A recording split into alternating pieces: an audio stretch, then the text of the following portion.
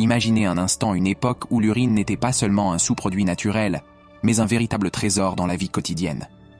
Au 1er siècle de notre ère, les Romains, dans leur ingéniosité, avaient découvert des usages surprenants pour cette substance apparemment banale. Dans les ruelles de Rome, on ne trouvait pas que des marchés animés et des gladiateurs.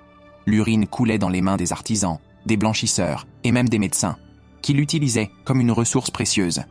Mais qu'en faisaient-ils vraiment ? Les tanneurs employaient l'urine pour assouplir les peaux d'animaux. L'ammoniac qu'elle contenait était un allié redoutable pour obtenir un cuir plus souple et plus résistant. Les Romains n'hésitaient pas à utiliser ce qui était à leur portée, transformant l'urine en un véritable agent de transformation. Mais ce n'est pas tout. Les blanchisseurs de vêtements se servaient aussi de l'urine pour nettoyer et blanchir les tissus.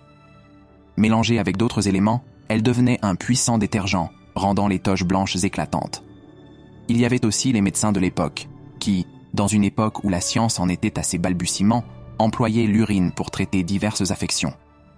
Bien qu'on en fasse aujourd'hui des grimaces, cette pratique, héritée des croyances et des expériences de l'époque, illustre un rapport au corps et aux substances bien différent de celui que l'on peut imaginer.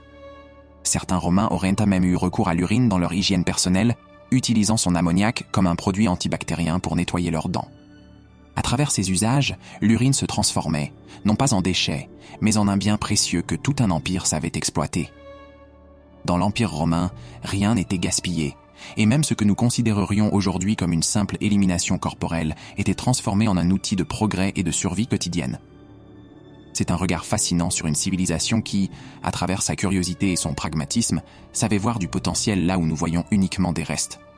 Si tu aimes l'histoire, n'oublie pas de t'abonner, de liker et de partager pour ne rien manquer.